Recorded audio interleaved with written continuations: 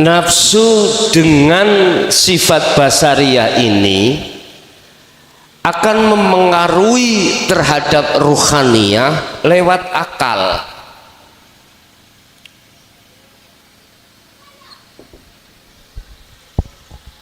Supaya ruh itu beriman terhadap makhluk.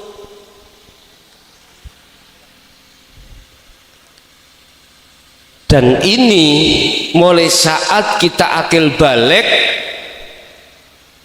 ruhaniyah kita digolongkan Allah sebagai golongan wa minhum man haqqat adz-dzalalah.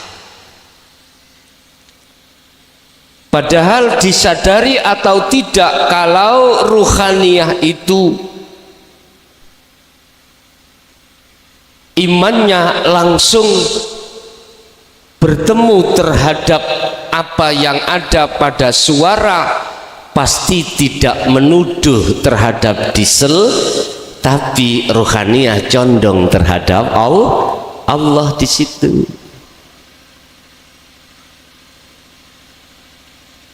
Inilah yang Allah katakan wa minhum man hadanallah. Orang-orang yang mengikuti petunjuk dari Allah, yang maksud petunjuk itu untuk mengarahkan imannya itu hanya pada Allah murni, tidak ada yang lain. Alhamdulillah, iki termasuk kabar baik bahwasanya ada bermunculan sekarang ulama-ulama yang berani untuk menjabarkan tentang tauhid yang sebenarnya. Sudah muncul ini Pak, alhamdulillah. Tadi saya buka YouTube dari arah barat, itu Kiai Nahdien berani untuk berbicara tentang tauhid. Bapak Ibu hadirin, untuk malam hari ini sengaja kami kasih judul lepaskanlah ruhaniyahmu dari sifat basariyah. Hal ini tertuang di dalam Al-Hikam pasal 42. Mungkin dilihat yang membawa kitab, monggo. Hikam makalah 42. Qala musannifu rahimahullah, dawuh sapa Syekh Ibnu Athaillah, ukhruj metuwa sira hirrah. Ini yang dihitopi, perintahnya yang diperintah adalah ruhaniyah kita. Ukhruj metuwa sira min ausofi basariyatika, saking piro-piro sifat basariyah iro. Apa sifat basariyah itu? Terus di dalamnya basariyah itu penuh sifat apa? Bapak Ibu, tolong, kalau hati sudah condong pada Allah, pesan saya, jangan pernah menyalahkan metode orang lain yang metode itu untuk menuju pada Allah, sekalipun bahasanya tidak sama, tapi maksud dan tujuan itu sama, menuju dan bertemu Allah. Apakah itu dengan bahasa kejawen, bahasa ilmu sejati? Jangan. Walaupun beda bahasa, tapi jangan pernah kita menyalahkan itu salah. Saya yakin di dalamnya itu substansinya, makhluk sahidnya, endingnya itu nyawiji kembali kepada Allah. Cuman sistemnya tidak mengatakan innalillahi wa inna ilaihi rojiun secara Quran, tapi beliau mengatakan ajaran sangkan paraning dumati. Sama sebetulnya. Apa sifat basariyah itu Bapak Ibu? Oleh karena di dalam sifat basariyah itu dihuni oleh dua nafsu di dalam diri kita yang disebut nafsiyah dan amarah, maka munculnya sifat basariyah itu sifat yang tercela ing mungguh Gusti Allah. Apa? Sejarah tidak bisa kita hilangkan Bapak Ibu, tidak pernah kita bisa lupakan, karena sejarah itu tertuang di dalam Al-Quran. Bagaimana ketika saat Allah dawuh terhadap para malaikat, wa idh qala lil malaikati inni ja'ilun fil ardi khalifah. Ada satu malaikat yang disebut Azazil, ada yang mengatakan Banul Jan. Ini adalah penasehat beberapa malaikat. Kalau sekarang ngalimnya malaikat.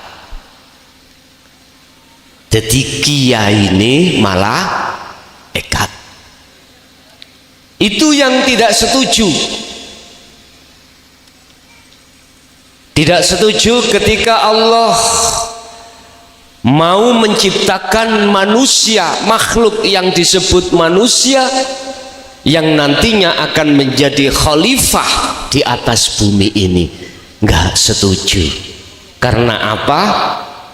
Karena di dalam dirinya ada aba wastakbar wa kana minal kafirin.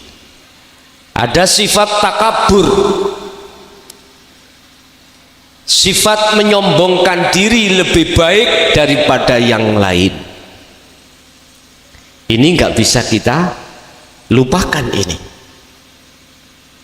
Dan itu di dalam diri kita Bapak Ibu, salah satu muncul karakter sifat dari Azazil adalah takabur. Itulah nafsiyah.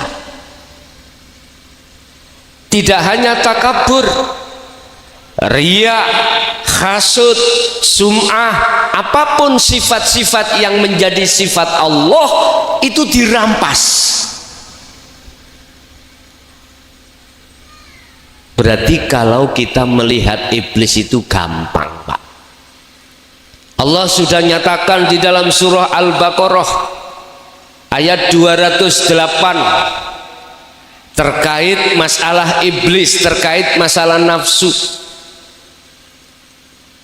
Allah katakan innahu sak temeni iblis atau nafsu lakum kedua sira kabeh iku aduwun mungsuh mubinun kang nyoto.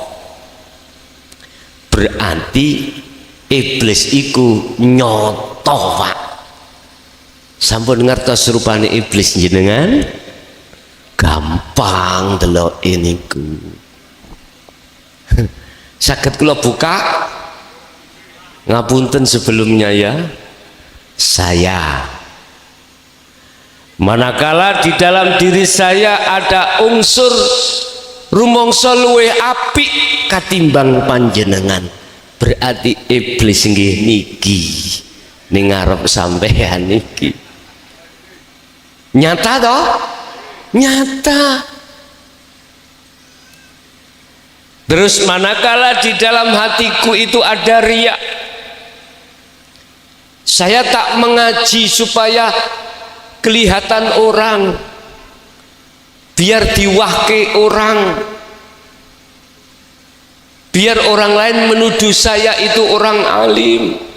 Sekalipun ini tentang ilmu hakikat, berarti rupane iblis nggih ngajeng sampean niki. Cetha nggih? Innahu lakum aduwwum mubin.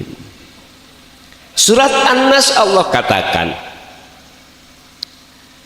alladzi yuwaswisu fi sudurin nas. Iblis itu akan membisikkan di dalam dadamu tentang keimanan supaya tidak beriman pada Allah. Bisikkan lewat apa? Minal jinnati wan, ya menungso iki Pak, ya ngarepno iku iblis. Penak nggih? Nah nggih. Misalnya kula maneh ada tetangga dapat rizki, di hati saya ada muncul hasud, mohon maaf, akhirnya muncul kula paling beli mobil ku kreditan. Loh, Anda pengen tahu iblis secara nyata, yone ngajeng sampean iki. Saya lebih suka khitabnya saya Pak daripada orang lain. Berarti iblis itu nyatanya seperti itu Pak ya. Ya. Mengapa? Karena sifat basariah kita, ruhaniyah belum bisa melepas. Akhirnya condongnya ruhaniyah saya itu terhadap selain Allah. Padahal Allah katakan la taj'al 'alallah ilahan akhar. Iman di dadamu itu ada, jangan sampai ada selain Allah. Jangan. Tapi berhubung kita itu sejarah harus melewati innalillahi, terjadilah kita sebagai tangan kanan kirinya iblis. Kalau sudah begitu, maka Allah kasih solusi. Apa? Lepaskanlah sifat basariah di dalam dirimu. Sifat rumongso akumu iku ono, akumu yang bla bla bla bla bla. Lepasen, iku sifat basariah.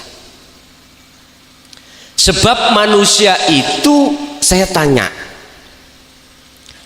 asalnya itu ada apa tidak ada? Tidak ada. Yang ada cuman al-haq, Allah subhanahu wa ta'ala. Manakala Anda ingin bisa tahu al-haq, ada syaratnya.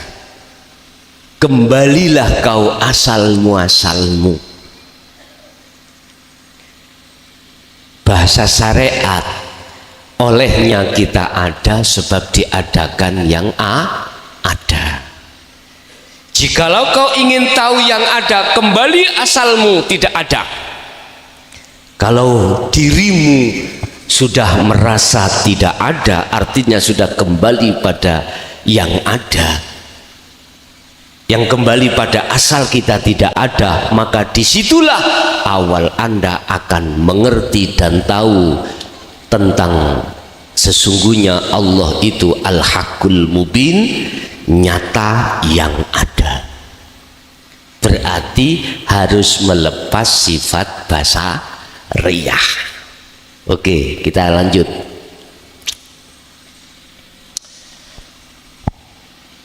Kita disuruh melepas atau keluar dari beberapa sifat basariyah kita yang sifatnya sifat basariyah itu, ausof itu angkuli wasfin munaqosin. Bapak Ibu, Allah mengatakan dengan bahasa yang diterjemahkan di dalam beberapa kitab itu untuk mempermudah kita memperbanyak referensi atau muqabbalah. Kita mendapatkan petunjuk itu tidak hanya di dalam Al-Quran dan Al-Hadis.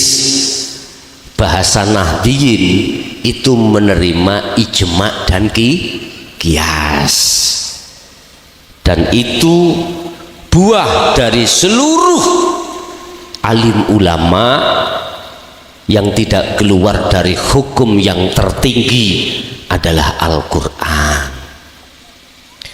Angkuli wasfin munaqisin, sifat basariyah yang tercela iku saking piro-piro sifat yang menyalahi aturan liubudiyatika maring kekawuloan siro. Artinya apa?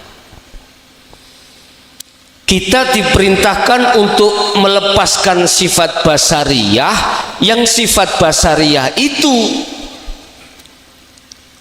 menyalahi aturan-aturan kehambaan.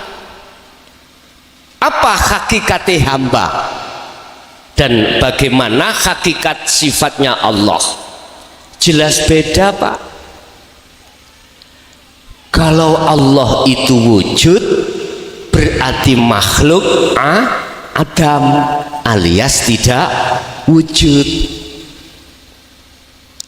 Lah, kita merasa wujud itu karena hukum akal, sebab diwujudkan oleh yang maha wujud, sehingga disitulah kita terjebak oleh sifat basariyah. Kalau kita itu merasa wujud, mempunyai sifat wujud,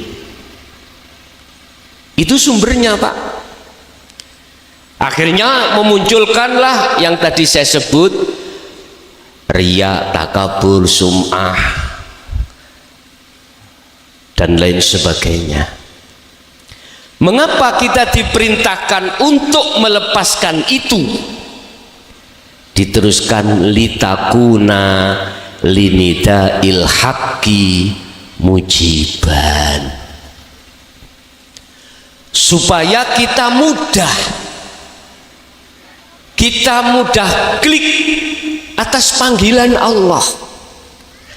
Diesel muni itu panggilan, Pak, itu panggilan Allah. Ketika Allah memanggil terhadap ruhaniyah ini, jenengan ini termasuk golongan ahli syuhud atau ahli ruhaniyah condong menyang Allah, pasti tidak akan melihat dieselnya, suara yang dihasilkan diesel, tidak. Jenengan ruhaniyah tidak boro-boro percaya dengan nafsu yang mengatakan untuk iman terhadap air hujan yang lebat yang bisa memindahkan tanah dari atas ke bawah. Tidak. Ruhaniyah sampean kali kula niku litakuna linidail haqqi mujiban, mudah mendengarkan panggilan Allah dan langsung klik, ruhaniyah imannya hanya pada Allah. Lah, bukanya sifat basariyah untuk melepas itu ada di Sirul Asrar, di Su'aul Basirah. Niki kuncinya ada di situ.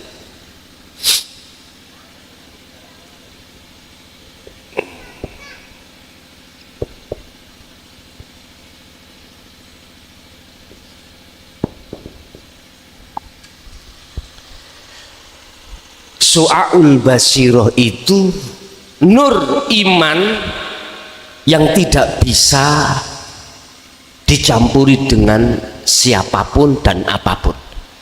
Jadi coro imannya itu murni tanpa ada perserikatan, nggak ada lantaran, nggak ada. Jadi ruhaniyah sampean itu lewat iman dan rasa menyatu di dalam diri, hidup pada suara tersebut.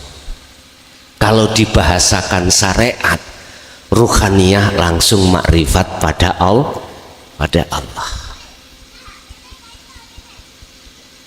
Siapapun Anda kalau sudah duduk di sini, inilah Bapak Ibu yang kami maksud. Ruhaniyah jenengan itu condongnya hanya pada Allah dan mudah sampean itu mendengarkan panggilan Allah. Jenengan dipanggil oleh Allah tidak hanya lewat azan, hayya ala sholah dan lain sebagainya. Enggak. Sampai dipanggil Allah perut lapar, itu panggilan Allah. Jenengan juga dipanggil Allah anak nakal. Piuh punya anak, tuturannya apa tuturannya? Hah? Bahasa Indonesia tuturannya itu apa Pak? Siapa? Nasihati, dinasehati nggak bisa, susah setengah mati. Dibilang kalau habis sholat isya sudahlah, ambil buku pelajaran, kita mutolaah, kita sinau. Enggak Pak, malah nggak ada di rumah, pulang-pulang jam 12. Hanallah, itu panggilan Allah. Nida'il haqqi mujiban. Ruhaniyah biar mudah mendengarkan panggilan Allah. Kita ditubruk mobil kita, sepeda motor dari belakang, mak brek ditoleh.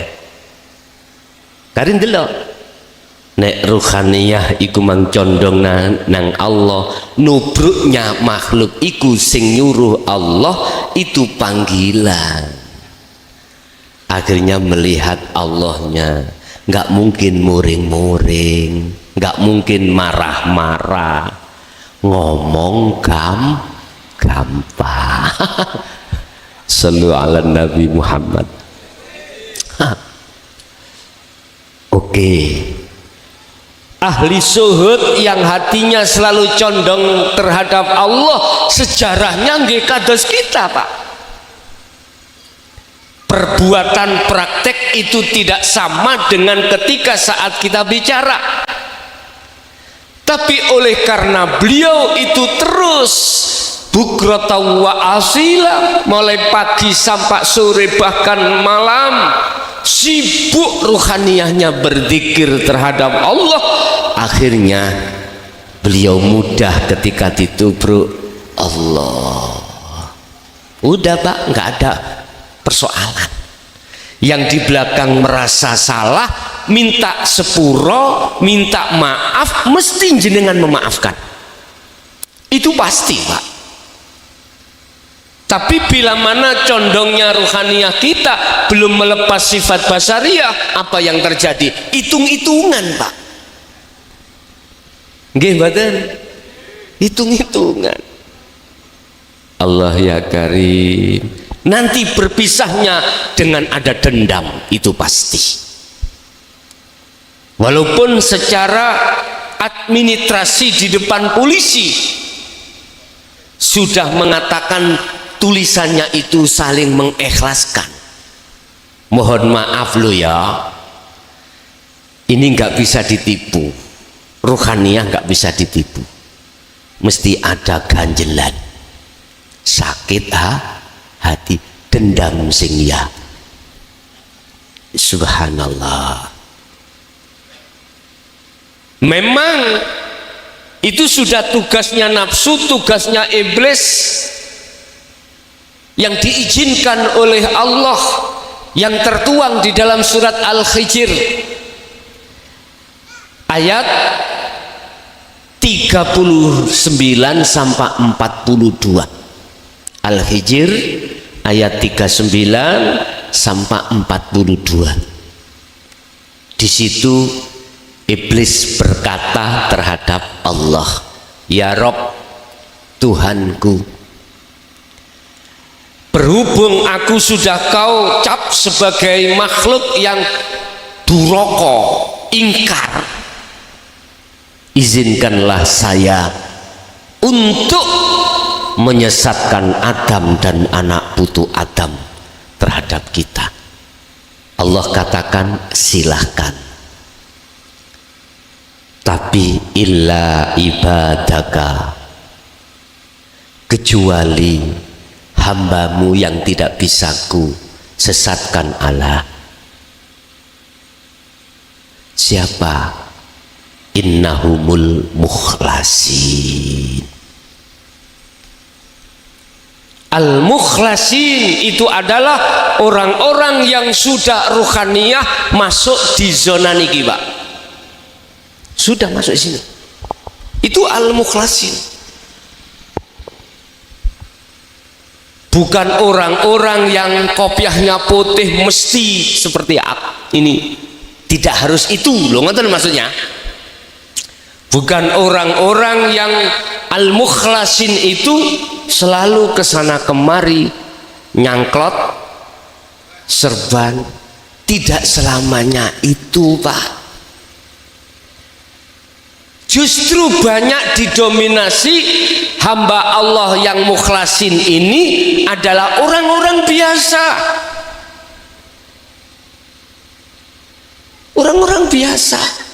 Secara status fisiknya di mata manusia, orang-orang yang biasa.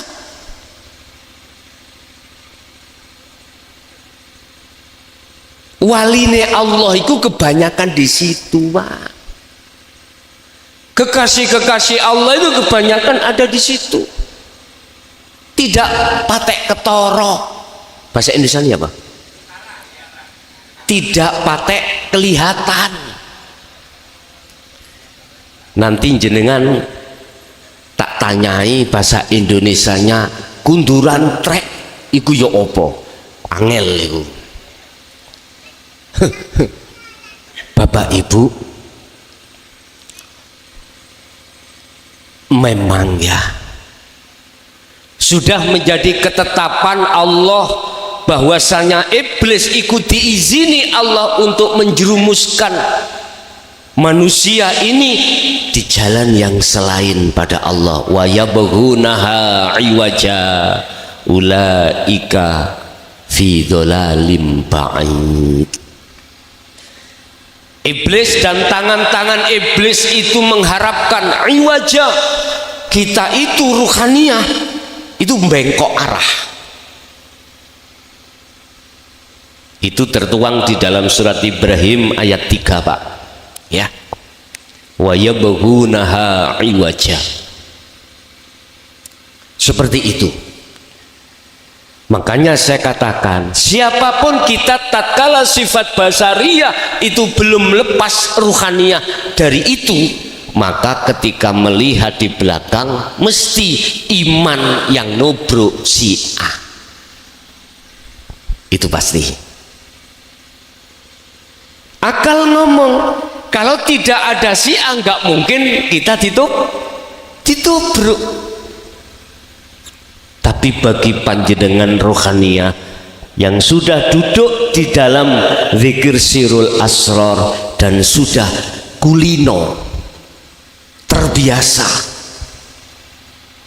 aku yakin ketika saat jenengan melihat ke belakang undangan Allah itu datang, itu nggak akan sakit hati, nggak akan, itu nggak akan sakit hati.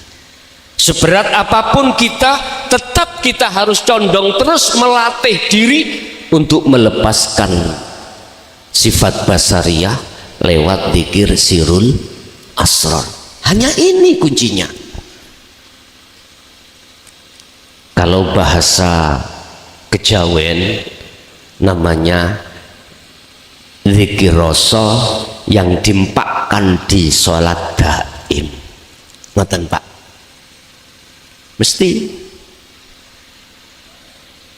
Jadi yang pertama, mengapa kita disuruh untuk melepaskan sifat basariyah ruhaniyah ini? Supaya litakuna linida ilhaq mujiban,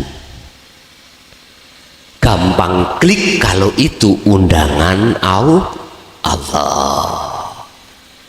Kita bisa mengatakan klik itu undangan Allah dan yang mengundangi Allah, dan kita menemui sang yang mengundang. Kembali lagi muaranya sirul asrar. Manakala tanpa ini susah Pak. Saya sering kasih nasihat, urusan diterima gak diterima, monggo. Saudara saya yang masih ada di syariah atau sudah ningkat ke thariqah, tolong sekali lagi raihlah sirul asrar, supaya ketika saat Anda melakukan suluk sisalik atas perintah dari mursyid, betul-betul wusul terhadap Allah. Dan sebagai rumus, tatkala ketika kita berzikir apapun, apakah zikirnya lewat kalimat tauhid la ilaha illallah, atau zikirnya lewat sirri, atau lewat sholawat, atau bacaan-bacaan apapun, manakala ruhaniyahmu tidak kau sertakan sirul asrar, mohal untuk bisa Anda lepas dari sifat basariyah. Rumus mengatakan manakala ruhaniyah belum bisa lepas dari sifat basariyah, mohal untuk bisa sampai pada Allah kewusulan atau bertemu, gak bisa Pak. Paham ya? Sehingga lewat ijma' qiyas di dalam kitab Hikam ini sangat mendukung atau bisa kita jadikan sebagai mukabbalah, referensi perjalanan ruh terhadap Allah di maqalah 42 ini, untuk bisa melepas sifat basariyah pun. Itu pertama, gampang klik kalau yang ngundangi itu Allah. Satu. Dua, wa min hadratihi qoriban, supaya ruhaniyah itu gampang khudur ing ngersane Allah. Gampang Pak khudurnya. Bahasa syariat qoriban dimulai dari qoriban, la ilaha illa anta, qoriban dekat. Anta, la ilaha illa anta, berarti dekat pada Allah.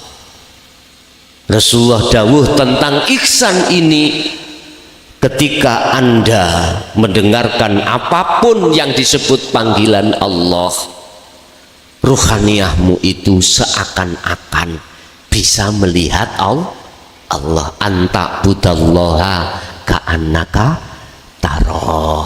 Ihsan kan teng mriku Pak. Tapi ini masih di posisi muraqabah Pak. Yang su'aul basyira itu masih di posisi muraqabah. Apa muraqabah? Anda sudah merasa dekat, Allah itu sudah dekat.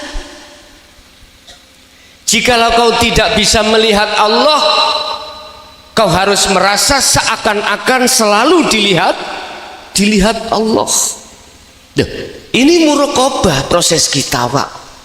Sebelum kita ke musyahadah, biasanya kita itu diletakkan, diincipi Allah nikmat di dalam muraqabah.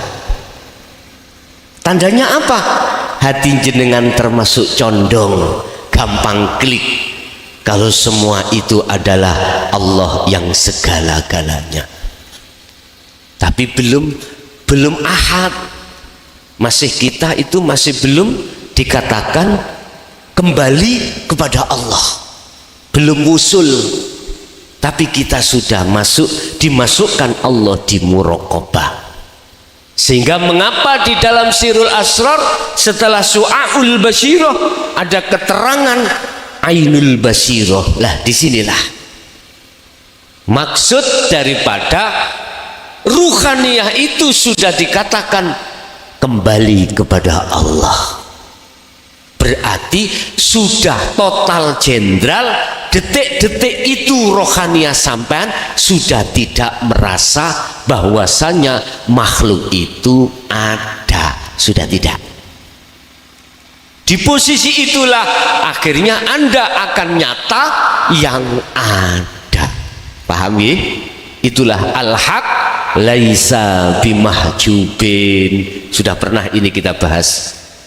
Al-haq utawi Allah iku laisa bimahjubin, tidak bisa ditutupi dengan sesuatu, karena sesuatu selain Allah itu sudah tidak ada. Posisi ruhaniyah sampai sudah ada di situ.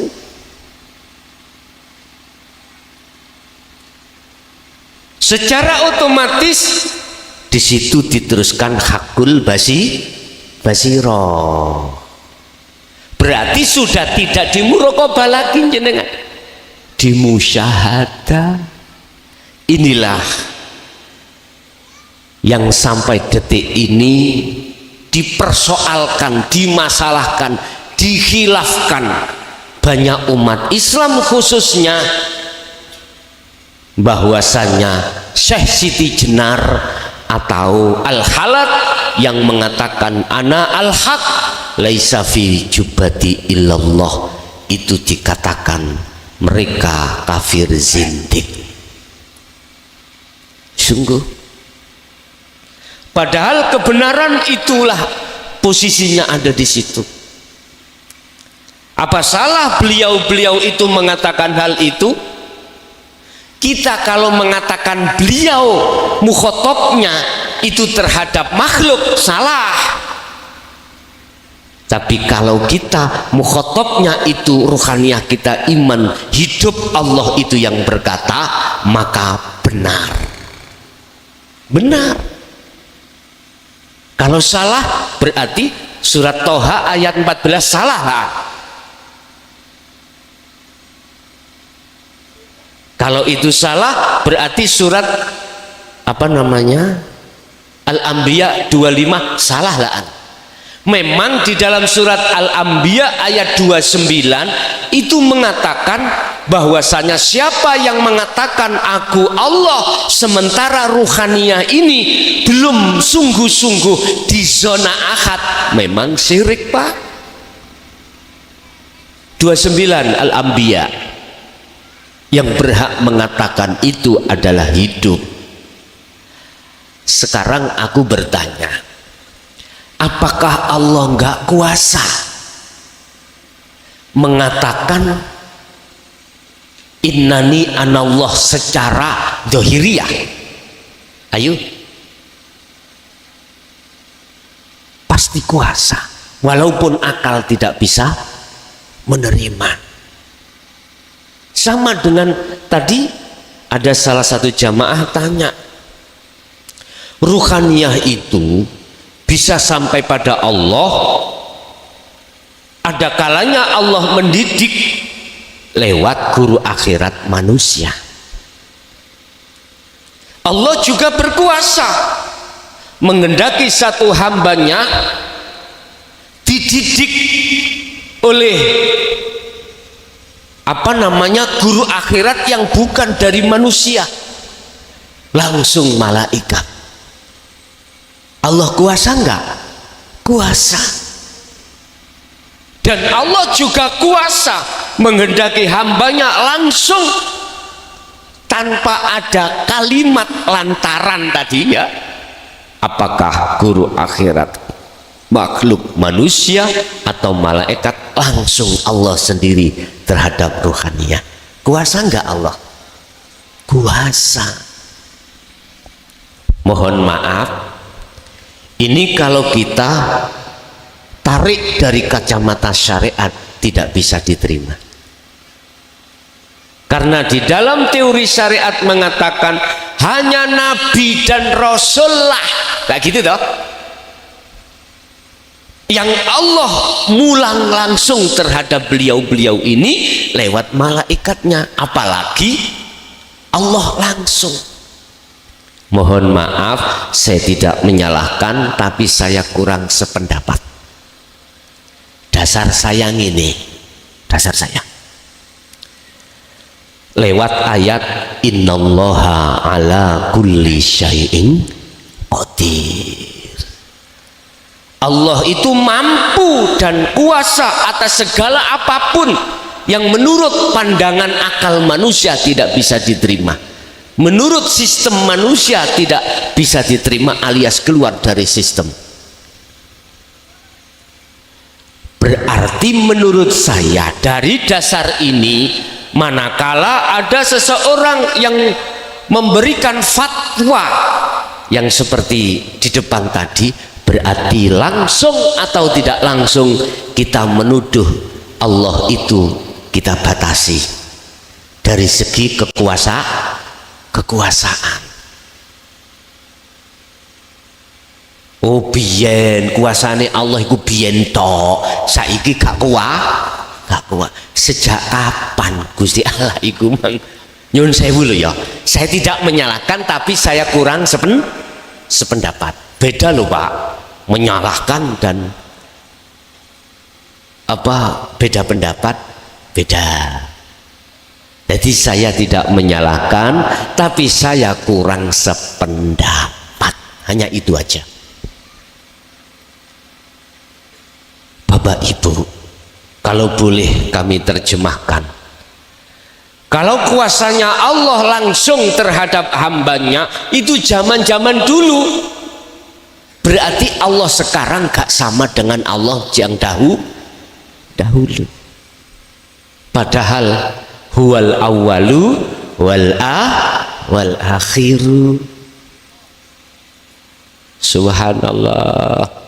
Inilah butuhe kita itu disuruh untuk belajar atau memahami atau mendidik ruhaniyah kita itu dengan ajaran dinul haq ada di sini.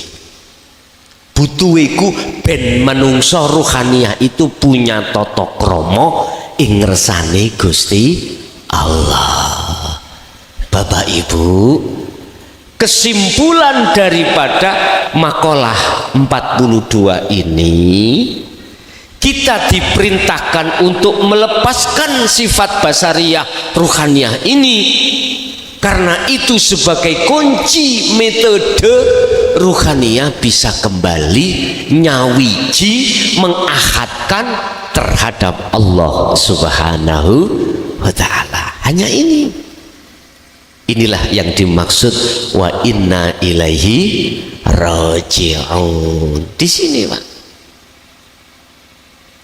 Tapi sudah menjadi perjalanan kita umat Islam, khususnya dan umumnya umat manusia. Allah mengatakan di dalam surah apa tadi? At-Tin ya, ayat 4 sampai ayat 6. Allah katakan laqad khalaqnal insana fi ahsani taqwim. Kita manusia itu diciptakan Allah asal muasaliku dalam bentuk yang sebaik-baiknya. Konteks saya ruhaniyah. Dikatakan dalam bentuk sebaik-baiknya, ruhaniyah kita itu fitrah, tidak ada syirik apapun, tidak pernah menyekutukan Allah dengan apapun ketika saat itu. Tetapi summa radadnahu asfala safilin, kemudian kami kembalikan dia ke tempat yang serendah-rendahnya. berarti ruhaniyah manusia yang terkotori oleh sifat basariyah karena proses perjalanan itu gak salah. Memang Allah meletakkan serendah-rendahnya. Sebab apa kita itu adalah diletakkan Allah di tempat yang serendah-rendahnya? Karena ruhaniyah itu telah terkuasai oleh sifat basariyah. Nah itu tadi, izinkan aku ya Allah ya Rob Tuhanku iblis untuk menyesatkan Adam dan anak putu Adam. Nabi Adam tertipu oleh apa bisikan iblis pada saat di surga tentang masalah buah khuldi itu. Tertipu, lalai dia. Begitu juga dengan kita Bapak Ibu, ketika mancing masuk di dalam zona akil balik, kita sudah tertipu, tertipu dalam bahasa nafsiyah ini, sifat basariyah. Dan ini tidak salah, miturut skenario Allah tidak salah kita. Makanya mengapa Kanjeng Nabi itu tidak menyalahkan orang-orang umatnya yang ketika saat itu menolak ajaran Rasulullah? Apakah Rasulullah itu mengajarkan dinul haq dengan terang-terang? Ya. Buka di dalam surah Al-Hijr ayat 94 sampai 99. Itu dengan terang-terangan beliau menyampaikan hal ini. Tetapi di dalam ayat itu sempat Rasulullah itu sempit hatinya. Mengapa dikatakan sempit? Karena muncul di dalam beliau rasa kasihan, rasa mesake. Bahasa Madura mesake apa? Desel, teser, neser. Beliau merasa kasihan terhadap umat yang menolak itu. Kasihan endingnya ke belakang ini Pak. Bagaimana nanti Anda akan menerima azab Allah? Nah di situ. Jadi sempitnya hati beliau itu gara-gara itu. Kaifa ya ummati, kaifa ummati ya Jibril. Ketika beliau saat mau wafat itu sempat bertanya itu, kasihan. Bukan menyalahkan. Sebab beliau tahu yang membuat dia itu protes siapa? Itu Rasulullah. Saya mencoba untuk menteladani seperti ini semampu diri saya, bahasa sifat basariyah ya, sifat basariyah. Tapi manakala itu tidak bisa kami lepas, maka saya akan itu sumpek atiku dewi, berarti sing panas atiku dewi. Lah ngoten to? Lah nyapa melok panas, bagelem bagak gelem terserah. Hanya gitu Pak wis. Sebab sudah dinas di dalam Al-Qur'an ada dua golongan. Wa minhum man hadanallah wa minhum man haqqat ad-dhalalah. Lah yang dihuni mayoritas yang kedua Pak, hakot bersikukuh dalam kesesatannya ini. Padahal dikatakan di belakang ayat ulaika fi dhalalim ba'id, mereka itu sesungguhnya tersesat amat jauh. Bentuknya kita masih beriman terhadap selain Allah. Itu loh Pak, ruhaniyah bukan jasmani, bukan akliyah, tapi ruhaniyah. Tapi nggak mudah Pak. laksana kita menyeberangi lautan tanpa kita membawa sapan, membawa kapal, kita ngelangi. Memang berat, Pak. Tetapi seberat apapun, ketika Anda ingin mengambil mutiara di dasar laut, lakukan. Jangan takut dengan badai, gelombang yang menerpa Anda. Kami sudah terbiasa, Pak, dihujat, dicaci, bahkan dihina ajaran apa yang kusampaikan itu, dikatakan dzalika dhalalatun. Saya juga hanya tersenyum. Insya Allah mereka kalau mengerti, aku yakin tidak seperti itu. Dibuktikan, Pak. Di kampung saya pada tahun 2007 itu, saya bagaimana ahli kitab berupaya untuk mengusir saya dari tanah kelahiran saya. Cuman saja saya tetap tidak mau, bersikukuh harus saya ada di situ apapun resikonya. Alhamdulillah ketika saat itu lambat laun, akhirnya sampai sekarang justru sudah terbuka hatinya dan mengikuti ajaran ini. Berarti siapapun orang dekat kita, manakala saat memprotes dengan ajaran dinul haq, jangan buru-buru langsung disalahkan, karena beliau belum mengerti, belum membuka hatinya dengan hal itu. Bahasa Rasulullah tetap, andai kata tidak bisa mengikuti sampai pati terhadap ajaranku, kata Rasulullah, barangkali anak putunya akan menjadi pengikutku. Itu prinsip Rasulullah. Lagi didawuhkan, setiap habis mau sholat subuh, beliau mau ke masjid, diludahi terhadap tetangganya. Mengapa beliau meludahi? Karena dia nggak suka dengan ajaran Muhammad pada saat itu. Beliau tidak langsung membalas meludah. Mohon maaf Bu ya, ludahnya orang habis tidur itu beyuh seperti kasturi. Itu bagi Kanjeng Nabi, Pak. Bagi kita ya basi.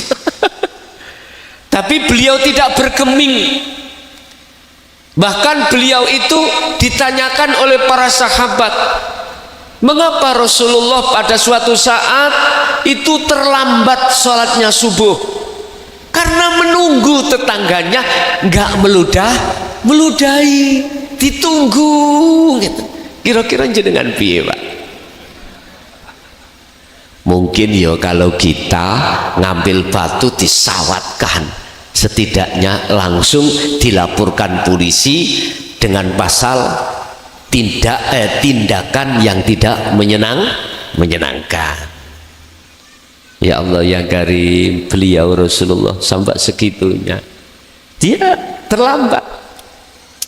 Akhirnya ditanya oleh para sahabat, ya Rasulullah, kok jenengan jadi makmum masbuk iku piye? Kok jenengan jadi makmum apa? Masbuk iku tertinggal ya? Bahasanya gitu. Akhirnya diceritakan. Dijawab oleh salah satu Rasulullah, ya Rasulullah, tetangga jenengan yang meludahi jenengan ketika mau berangkat sholat itu sekarang gerah alias sakit.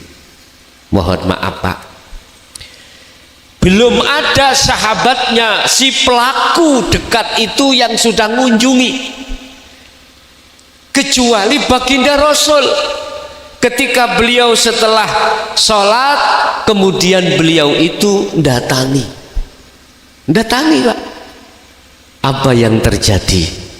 Tetangga tadi justru merangkul Rasulullah dan mengucapkan dua kalimat syahadah, asyhadu an la ilaha illallah, saya bersaksi ya Rasulullah bahwasanya tidak ada Tuhan yang hak yang ku sembah kecuali Allah, dan wa anna Muhammadar Rasulullah, dan panjenengan sebagai utusan Allah. Dakwahnya segitunya Pak.